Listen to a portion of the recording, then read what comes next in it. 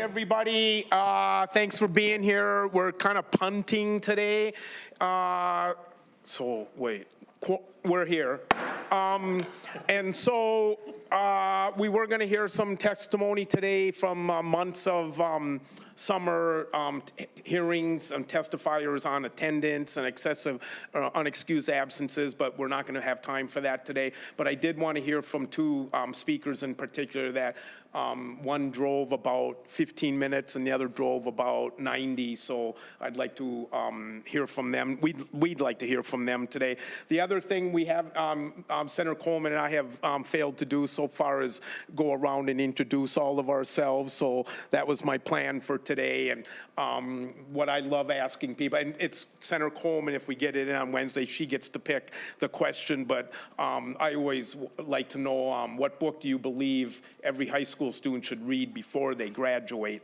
And so that was my book. And the one I always choose is Man's Search for Meaning by Viktor Frankl, which I think is a real valuable book for high school students. Anyways, we're not going to be able to do that today either. But our two testifiers today are Superintendent of the Year and Teacher of the Year.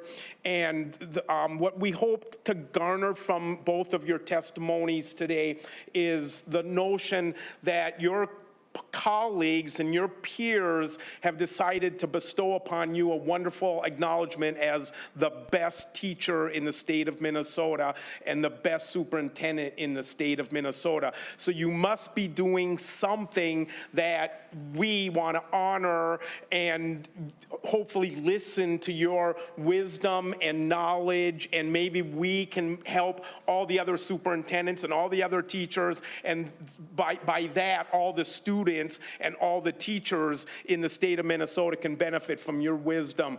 So with no further ado, is that a phrase, further ado? Or is it no further ado, or? You got it. Okay, thank you. Superintendent Putnam, are you ready? Because the screens all went blank. Are you worried about that? No, it's a day we're all going to roll with it today. Okay, is there a sign-up sheet up there?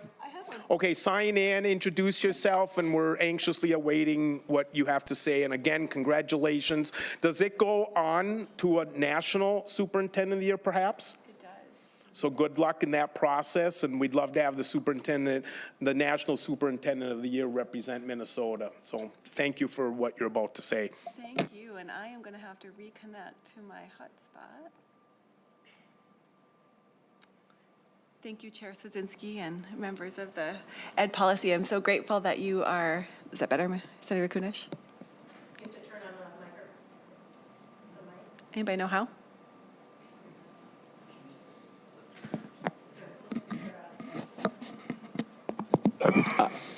I'm pretty sure I saw Senator Putnam turn it off earlier. He probably did. Well played, Senator Duckworth. I'm actually surprised I didn't sit on a whoopee cushion, frankly. Those of you who know my husband.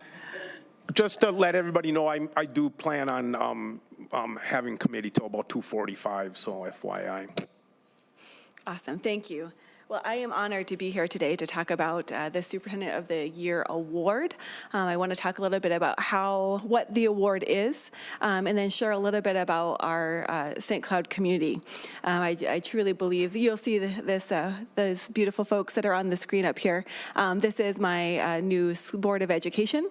We got 2 new members this round, and I've been blessed to work with a group of truly committed individuals who love all kids.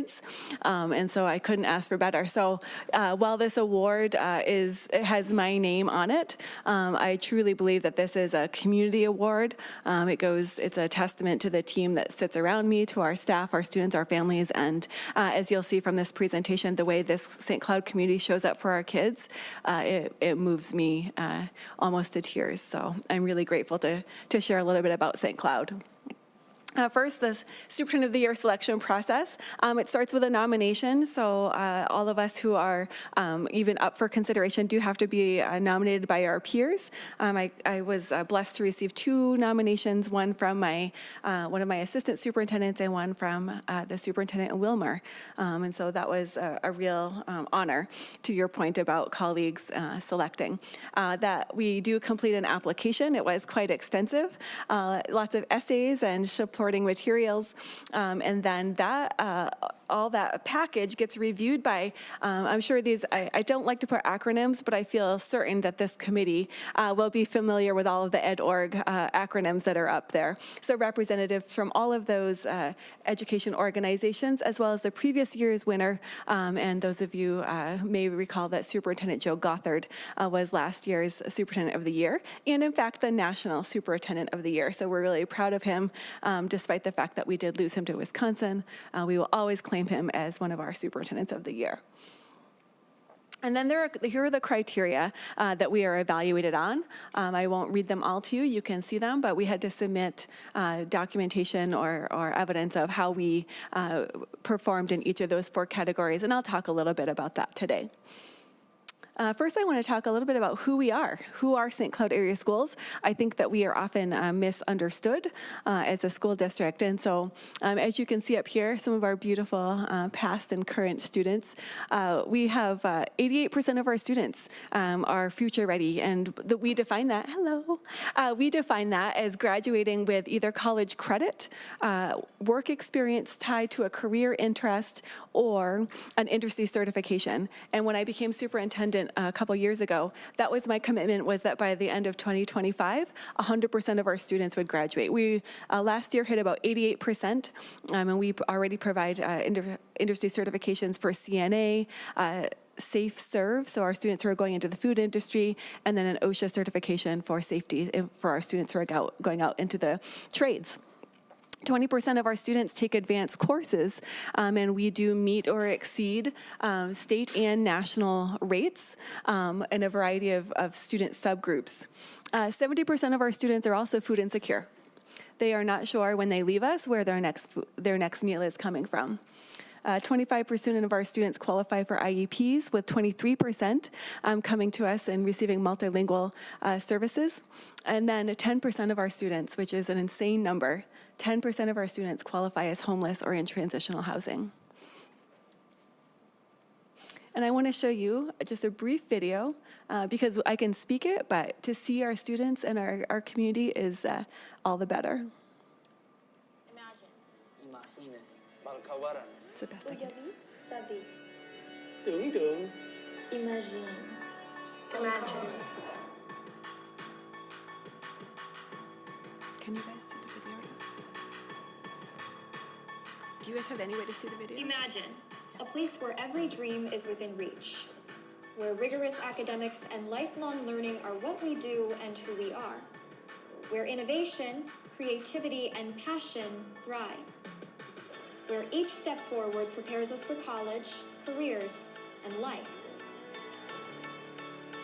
Imagine a culture that makes excellence the standard, that celebrates diversity and fearlessly embraces the unknown and each other.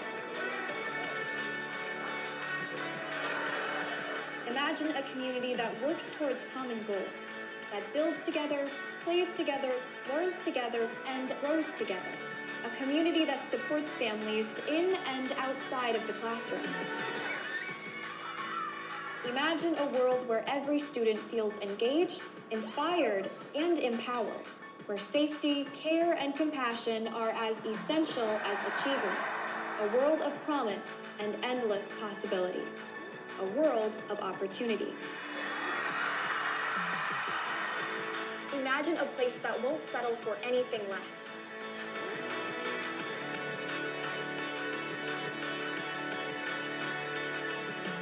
We are St. Cloud Area Schools.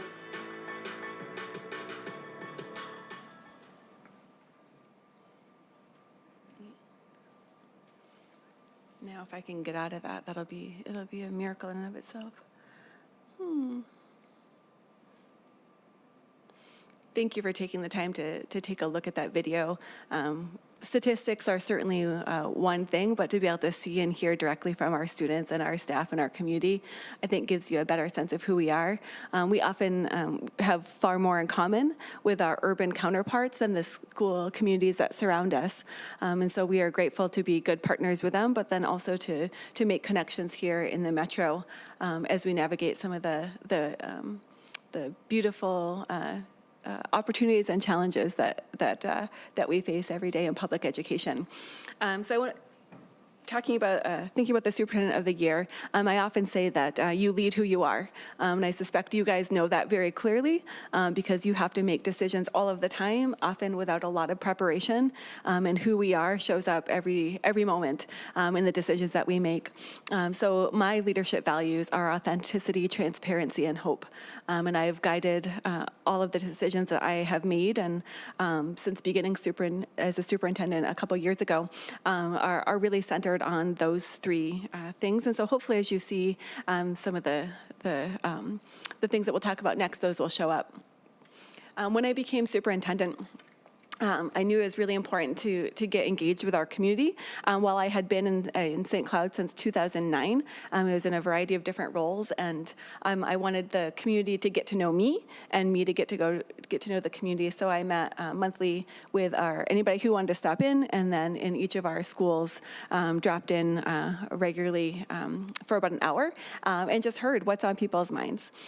We also started a family advocate position so that our families who were, I would say, traditionally underserved by our school system had somebody that they knew that they could go to, and who served as that liaison between the parent and system, which, we are the 15th or 16th largest school district, can seem overwhelming to families who don't know how to navigate systems. We also began inclusive decision-making protocols. I think often we ask for input, for instance, in those community engagement sessions, and if we're not clear about how those decisions are going to get made, sometimes people walk away, well, you asked and you didn't take my feedback. Well, no, we listened to your feedback, we just weren't clear about who was then going to go make that decision. So we implemented 3 forms of decision-making protocols that we use all the way from the school board into classrooms, so that people are very clear about how decisions will get made and under whose sphere of influence those decisions fall. And I think that that's really helped to that transparency.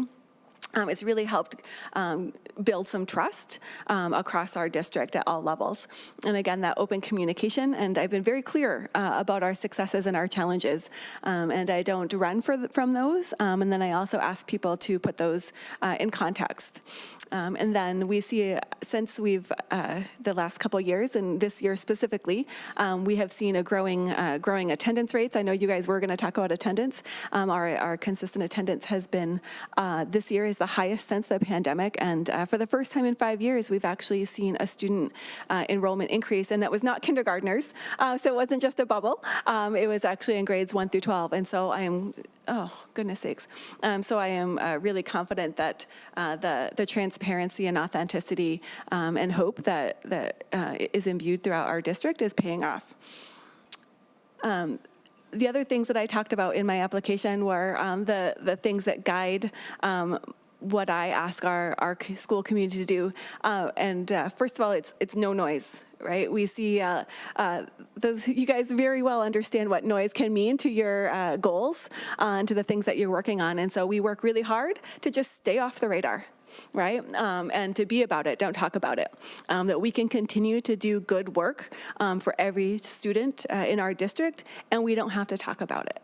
Right? We can just align our words to our actions and carry on. And so that's been very, hi. Sorry. No problem. So that's been something that's been really successful for us as we've watched some controversy swirl around us. They're all my dear friends, those superintendents, and I don't wish it on anybody, but I'm glad it's not us because we're just carrying on. And then, I am really committed to making sure that the public space of public education is neutral. And that causes me some hard decision-making sometimes from all of the political spectrum. There are people who wish that I would take more stands for advocacy in terms of what's in a classroom, but every single person, no matter their religion, their culture, their perspective, needs to find a welcoming space. And so that's something that we strive for in St. Cloud area schools. We have worked really hard to supplement the funding, and of course, grateful for the additional funds that you guys gave us over the last few years. We try to use that very wisely. We take that responsibility very seriously. But we've also worked hard to bring in additional money. And so you'll see that we have anywhere from partnering with St. Cloud Rotary to take 90 students off our preschool wait list. Unfortunately, we still have over 100 students who would like to receive high quality public preschool education that we aren't able to serve, but we continue to work on that. We also, again, thanks to many of you, were able to get a start on building an ambulance bay.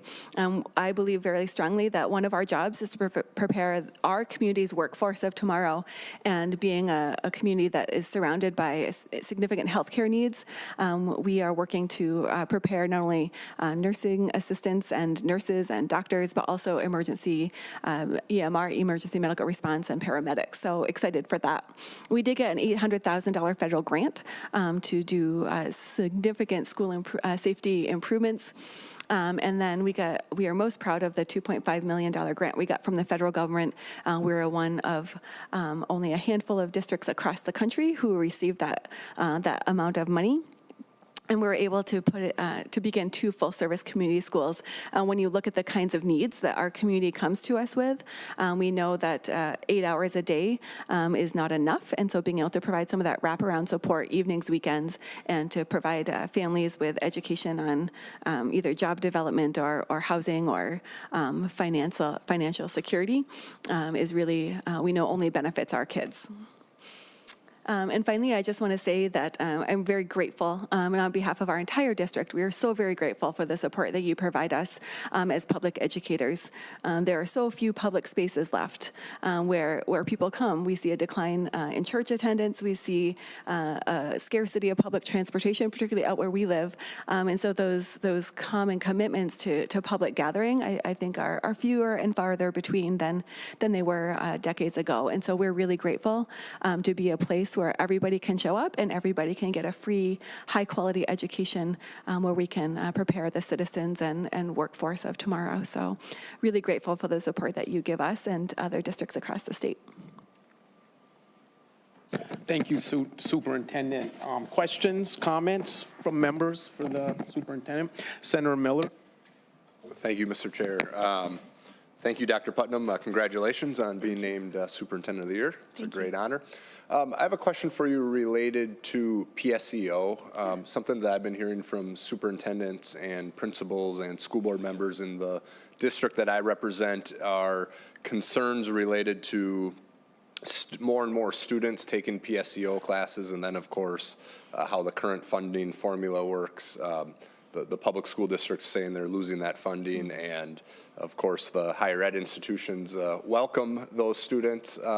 Have you had this similar concern in St. Cloud with students leaving the public schools and doing PSEO options? I certainly understand that perspective. It has not been a significant topic of conversation in our district. I understand that the money follows the student, but then we also aren't staffing the teacher for when they're gone, right? So I know we all want the financial support all the time, and yet it has not been a significant issue for us. Yep. Senator Duckworth. Thank you, Mr. Chair. I appreciate it. And again, congratulations on your honor. It's very cool. It's always great to see pictures and video of the district and the kids and the teachers doing the fine work of what they do every day in school buildings. We all know that it's challenging during session to still try to get some work done and balance everything. And I'm just wondering for you, given your circumstances, if actually when we're in session, you find that you're able to get more work done. There are fewer distractions in my home. Members? Well, again, congratulations. Thank Thank you. We're dealing with attendance issues Yeah. as a body this session. And in your presentation, the video, the narrator said you empower the students. And so I'm just curious how exactly I think if a student feels like they're part of something larger than themselves, they're more likely to come to school. So I'm interested in what your district and you yourself are doing to empower our youth so that they want to come to school. And then secondly, just magic dust, if there's one thing that you would like to recommend to this body today while you have the mic, something that maybe we could take it off the plate of superintendents and make your job a little bit easier to make the jobs of teachers and bus drivers and cooks and paras and everybody else involved in the education process lives go a little bit smoother. We'd love to hear your insight into that. And again, congratulations on your honor. Thank you, Senator Swinzinski. One of the things that we've found best, and I wrote about it in Ed Week last year. It was kind of a calling to task because I kept hearing people say kids don't care. Kids these days don't care. And I don't believe that for a second. So one of the things that I cited in that article that we have been since expanded is we give our kids jobs. And they apply and they interview, and it's even at elementary schools, right? We have kids who do morning announcements, and that is their job. And we have kids who make coffee, and we have kids who water the plants, and every single staff member helps create a job for a student. And I think that's an engagement strategy where they know someone is counting on them. Right? There's a whole community, there's a classroom, there's a plant. Something does not get done if they don't show up. I think when we think about those, what drives people, right? Autonomy, right? Creativity, interdependence, right? So those are some of the strategies that we have found to be really successful, and we saw attendance going up in our schools that implemented that, and our kids are so proud. And they have IDs just like teachers do, and they take it very seriously, and it creates a cool community. So that's one strategy. And I don't do your jobs, and you don't do mine, and so I appreciate the opportunity, right? But I would never presume to advise. What I do ask when people say, well, what could we do to support you differently or public schools differently? The things that I say are to be curious and don't make assumptions. That if you want to know something, right? There's that whole thing for a while ago, right, with the litter boxes. Like, for God's sakes, we don't have litter boxes in schools. Like, ask us, come visit, right? Don't assume, about what you think you know, but give us the chance and find out. So that would make, I think, my job and probably your job and all of our jobs a little easier in the end. Thank you for coming in today, and that's a great idea, what you do with those kids. And do I have to call the Sergeant at Arms in? To get some Unruly decorum. members of the audience. Congratulations again, and thanks for coming. Thank you for your time. Teacher of the Year, Ms. Come on up. Introduce yourself.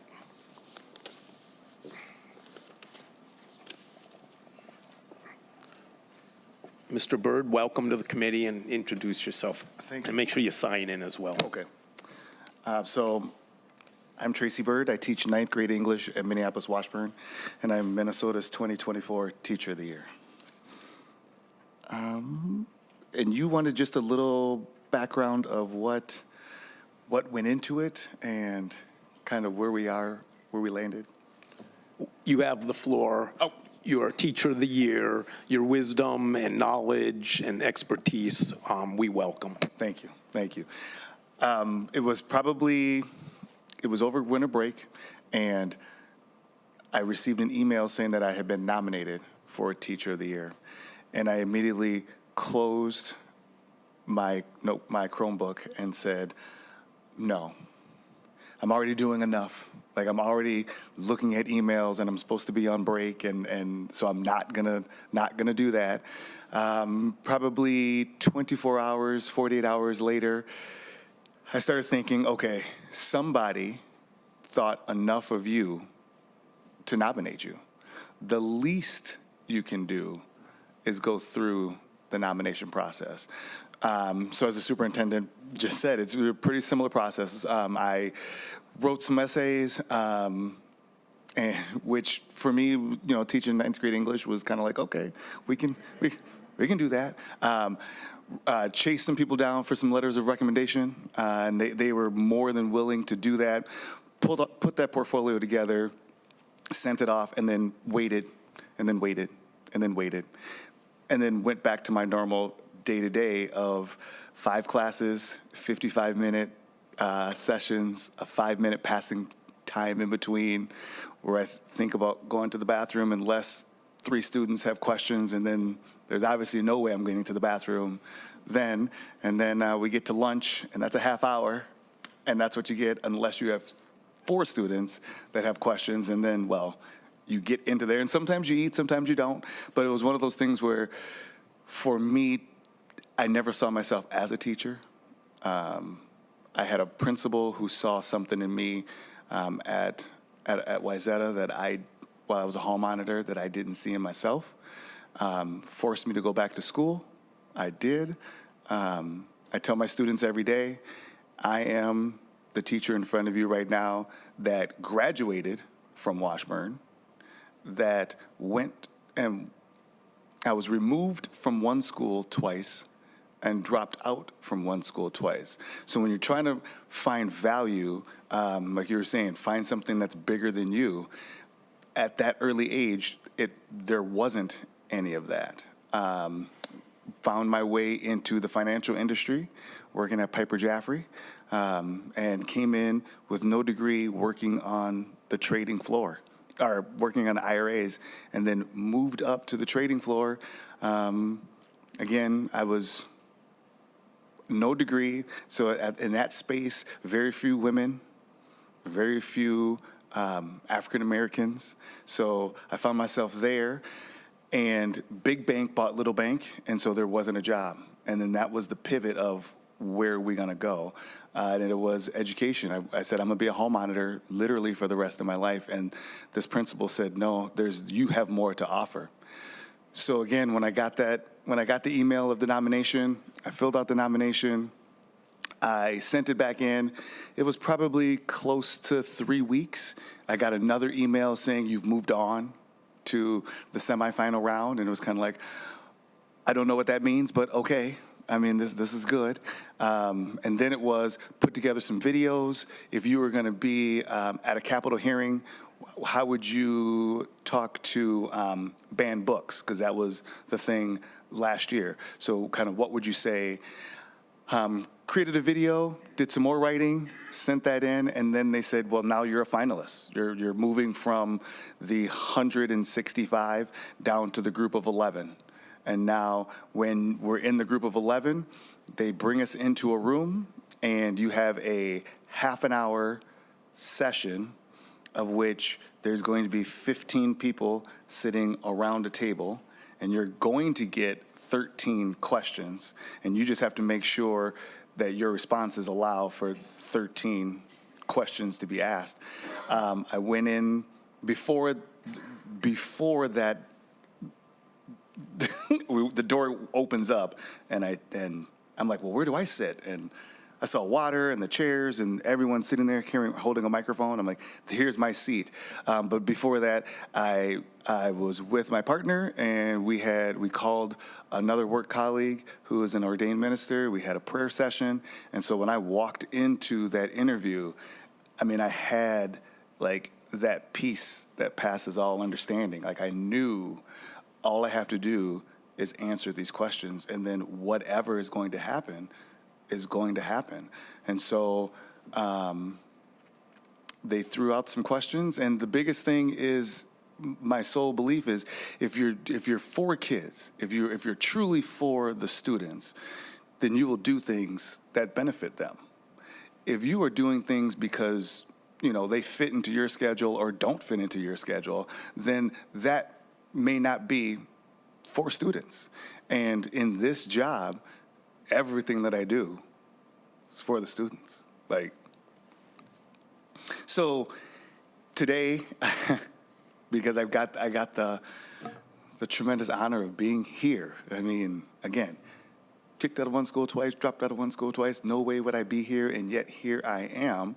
The students are kind of like, Mr. Byrd, what are you going to do? I don't know. I mean, so they're walking this journey. Last year's class are now sophomores. I got a freshman class this year. They're all walking this journey. There's a national piece to this that we should know some information in the next 72 hours or so to see kind of what happens. It was the same thing where you put together some writing, you get some letters of recommendation, you send those in, and now there's 56 of us with the territories, and then it will whittle itself down to 4. So we're waiting to see who's in that round of 4 and then kind of what that looks like. But I tell the students every day, I tell my friends every day, I don't know of another job that I would do. This is the thing. Seeing the students light up when we're talking Shakespeare and they have no idea what William is even writing about. And I'm like, yeah, but if he came here, he wouldn't know what you're talking about either. So now how are we going to move past that? And when they do that and then take in that information, I mean, there's no better feeling. So I am lucky, blessed that I get to do this every day. And having said that, Washburn has some unique challenges where we have 38% of our students are highly mobile and the poverty level. So we've got those challenges there. And then we're located in a relatively affluent area. So we have students that are trying to get top scores and off to college, and all the challenges that might come with perfectionism and that at the same time. So it's one of those, there's no such thing as a typical day, but I love it. I was checking, I got emails already. The quarter ended on Thursday. The district gives us a day off Friday. Then I spend Saturday and Sunday keeping all the records and getting the grades because they're due. They were due this morning at 8:30, and now the students are emailing because they want to challenge their grade. It's just can we just move on to third quarter? Can we just move on? But that's what they bring. And so it's one of those things where they bring energy. I match their energy on days where I'm feeling kind of low. They know that. And they're kind of special, and they bring that special energy to pick me up on days where I know they're low. I know I can push them, and so we're the 311 learning community at Minneapolis Washburn. And so if any of you would ever like to come out and see how it goes down, by all means, the doors are open for you. I mean, I try to show my students things that they wouldn't normally necessarily see on a day-to-day basis. Some conversations happen around dinner tables, and some houses don't even have a dinner table. So I try to bring different experiences for all of the students because we never know where they're going to go. We know they're going to go somewhere. It's never a matter of if they get it. It's just when. Is it going to happen right away? Is it going to happen in 5 years? For me, I was mid-30s before it clicked. I mean, and now here I am now. So it's one of those, we're just pouring in. And I'm proud to be part of the Washburn community and a representative of them. I'm number 60 for Teacher of the Year, the first one at Minneapolis Washburn. And so it's an honor. It's a tremendous honor. Thank you. Members, questions, comments? Senator Duckworth? Thank you, Mr. Chair, and thank you for making the time to be here. Congratulations on your honor. I'm curious to hear, if you don't mind sharing, what your experience was like obtaining the education to become a teacher and obtaining that licensure. Your background is very interesting, and I would appreciate if you would share that with us, please. Okay, thank you. It was was different. Like I said, I had told the principal, like, I tried to do school, wasn't very good at it, so, but that's when I was younger. And so now, at the time, I'm married, I have a house, I have a son, so there are different responsibilities. And so now, you know, people are looking at me to make the right decisions. And so going back for that freshman year, I was just kind of like, is this what school is? I mean, this is easy, like this. But when your priority lines up with the end goal, then it is pretty easy. But it was one of those, there were times that were stressful. There were times where I went to my principal and I just said, I can't do this. I'm working 40 hours a week. I'm coaching I'm coaching football, I'm coaching track. I'm just being around the students. And I don't have enough time to still be a father and a husband and do this schoolwork.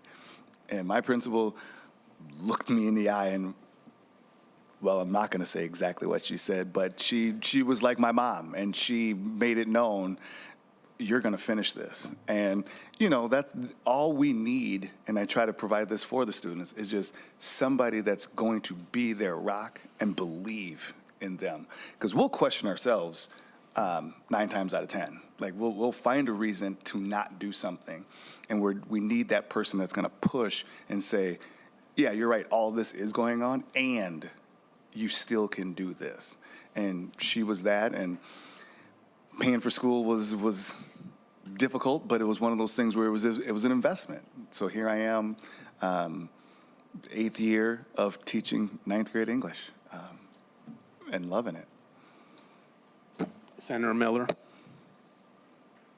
Thank you, Mr. Chair.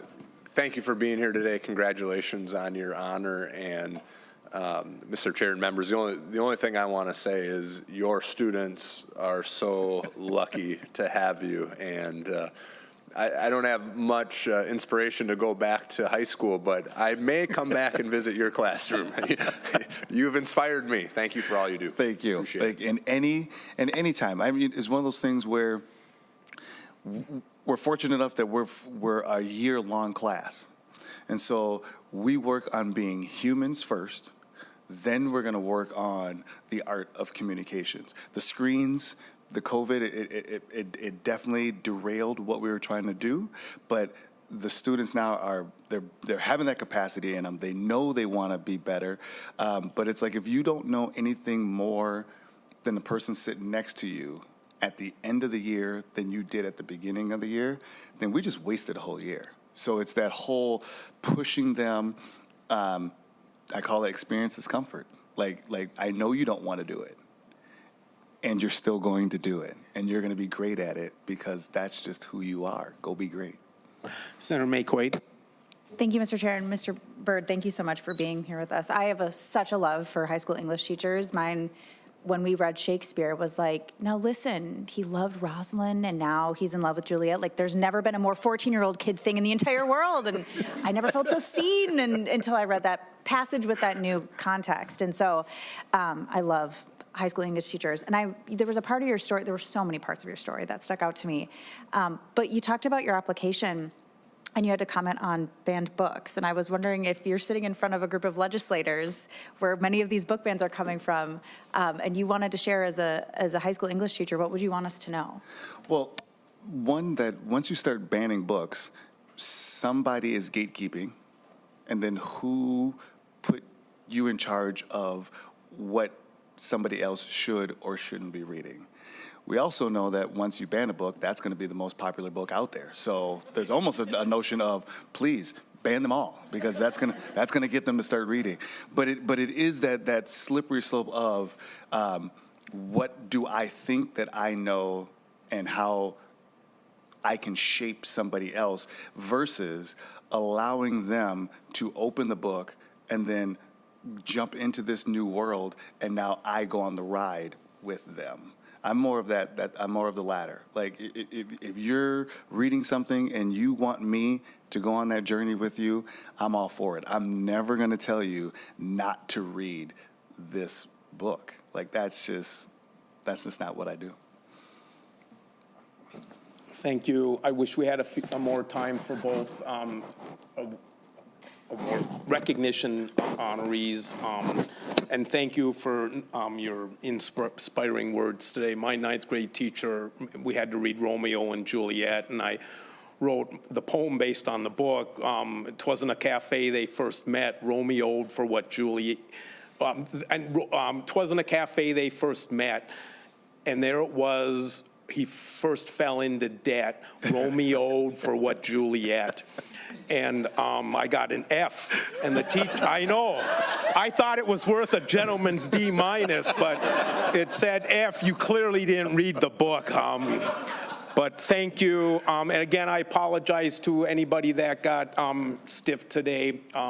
The Senate had some pretty important business on the floor, but we hope to have you back. And if you did come to see the attendance bill being discussed, we are hearing it in finance tomorrow, similar testifier. So if that's why you were here today, maybe you can come back tomorrow. And again, thank you, members, and thank you, honorees, and good luck as both of you move on to the national level. Thank you, and with that, we adjourn.